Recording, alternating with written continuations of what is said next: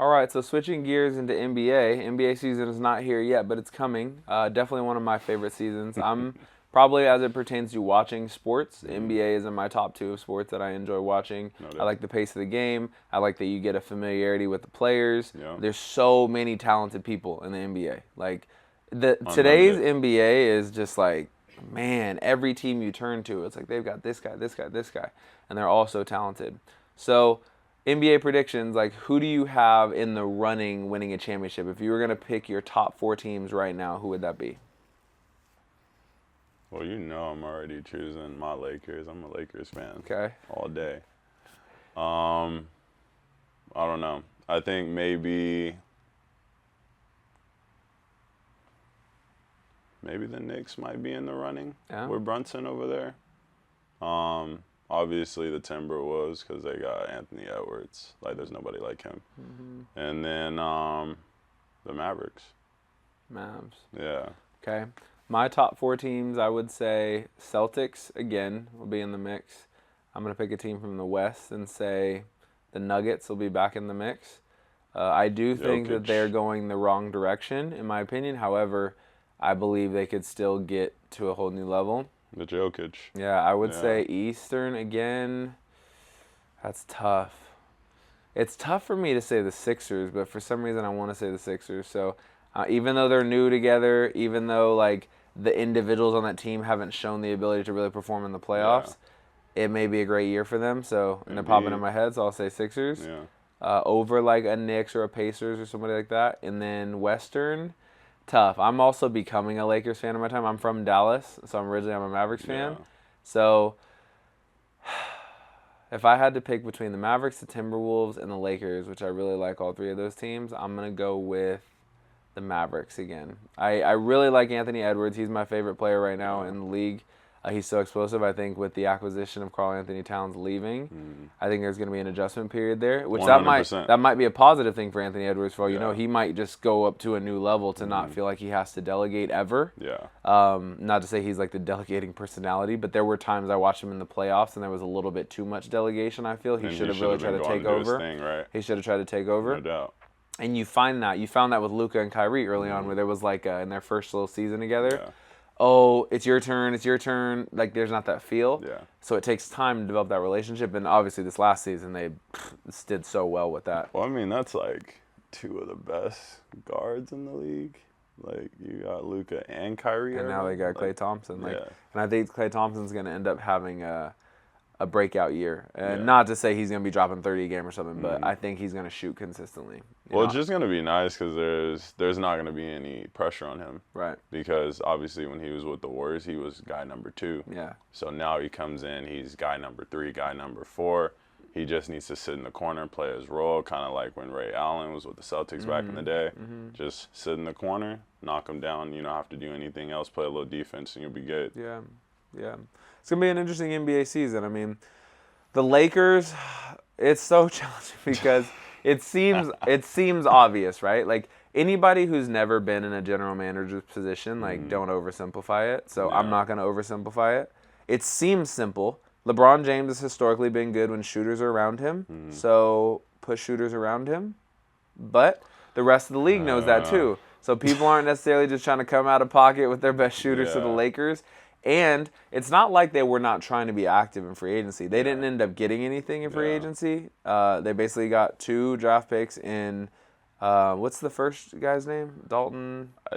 I'm forgetting the name. I know you're talking They're about. from but Tennessee. They got a few guys, but I'm not usually huge into people who get drafted. Yeah, Like, they got Dalton I such don't and worry such, about and they got Bronny They got James. Bronny, obviously. But for as far as like everything else, they tried to get DeMar DeRozan, couldn't pull it off. They tried to get Klay Thompson, couldn't pull it off.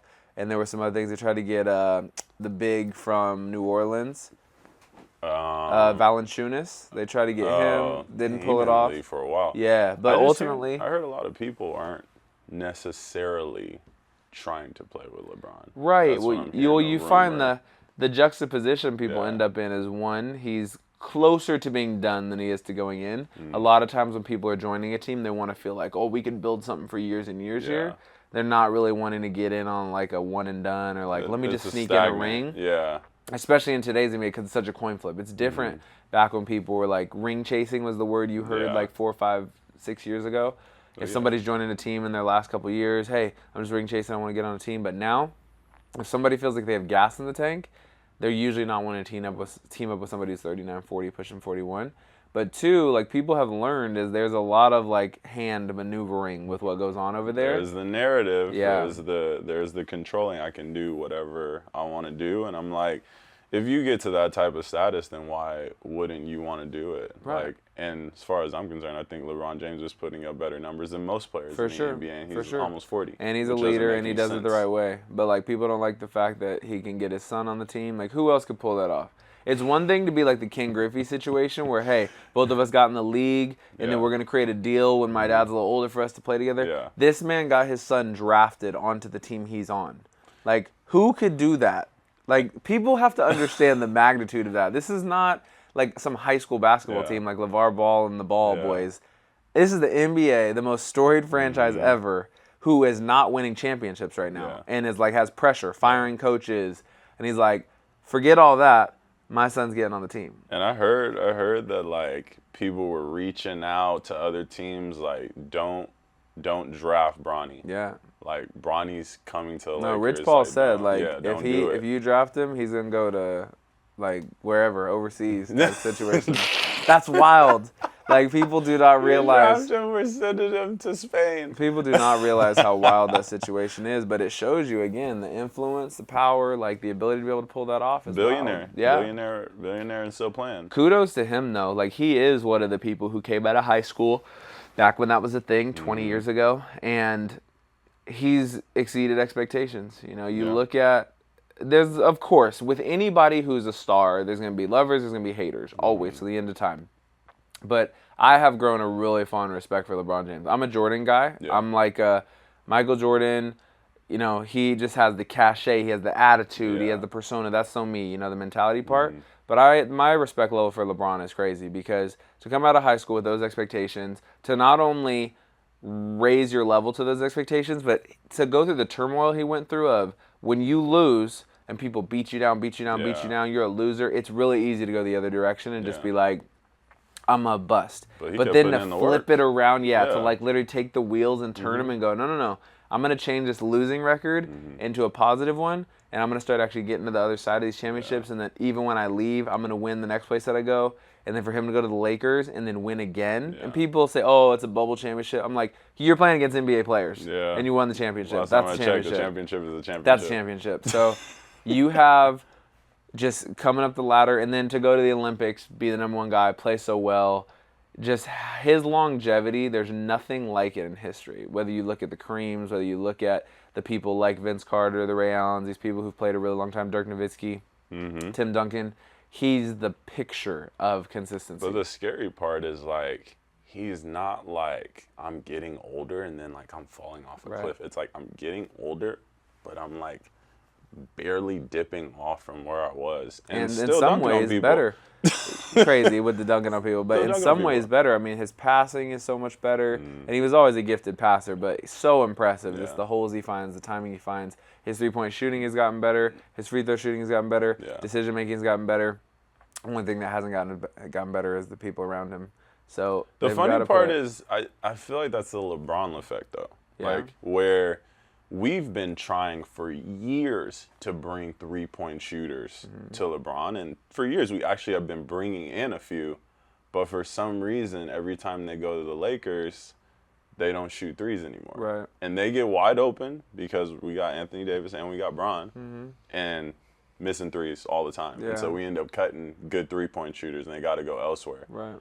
And I'm like, why would you guys be missing if you're wide open? And I think there has to be, like, either a team fit issue, team chemistry, or there has to be like a scheme that they just don't fit into. Yeah, that kind of goes back to aura, right? You find people underestimate the value of a coach. And I'm not saying, I don't know the Lakers coaches, so I can't say if they're good or not good or whatever, but from my personal experience, I know I, as a coach, have been so responsible for like the difference between a team being here and a team being here. I've watched in professional sports, the difference in a team being here, team being there.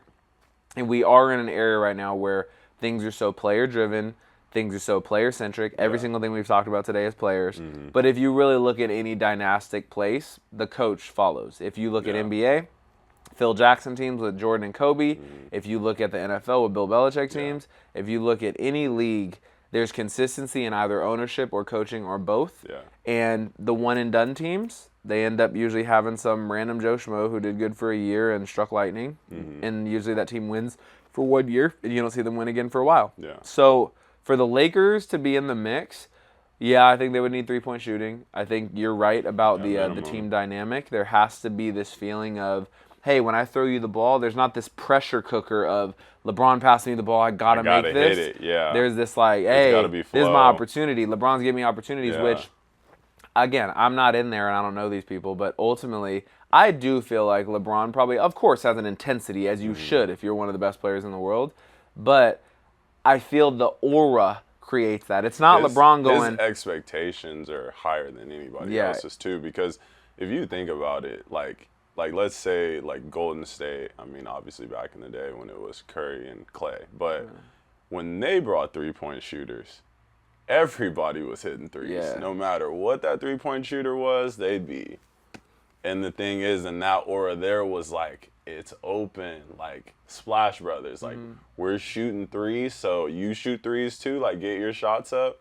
And you would see random players 2 for 4, 3 for 6. I'm like, who are these 3-point shooters over here with the Warriors hitting threes? And we would bring good 3-point shooters to the Lakers, and it was a different deal. Like, they'd be clinking. Yeah. And again, like if you look at fans, like if you go to a Golden State game, like last year I went to the Golden State opener, and you go to a Golden State game and just the way it buzzes in there, if you could feel if somebody catches the ball near the perimeter, the fans like, or whoo, whoo, whoo, here we go. You know, where Lakers fans, they do have I'm not going to name names. Like the Lakers fans have the opportunity to sit back because they have 17 championships and go, hey, we'll cheer for you when you show us something. Yeah. You know, where Golden State, it's optimistic. Hey, things are going to go well. Hey, Draymond passed you the ball, kicked out to the corner. It's going to go well. You see the same thing in Sacramento, but in the Sacramento games, like there's this energy about it. Dallas games, there's this energy. Lakers fans really have developed this feeling. And again, I went to 4 Lakers games last year. Like Lakers fans developed this aura where it's like, you show us the stuff and then we'll be fans of you. Expectation. Type of situation. It's like expectation to perform. Yeah. If you perform, then we'll show you love. Right. But we're not like buzzing before the performance. Right. And there's pros and cons with that. I mean, that is how it was back in the day, just in life in general. You know, it's like show me first and then you get the reward. And now life in sports is starting to transition a little bit. That's true. We've also never really been like the 3-point shooting team. Like Lakers haven't been that. Lakers have been like Shaq coming inside dunking, Kobe coming inside dunking, now LeBron coming inside dunking. So we're more of like, you'll see Lakers get excited when it's time to dunk. Anthony Davis dunking on people. But 3-point shooting, we're like, like, can you hit it if it's open? Yeah. But like, it is what it is. Yeah. Wow.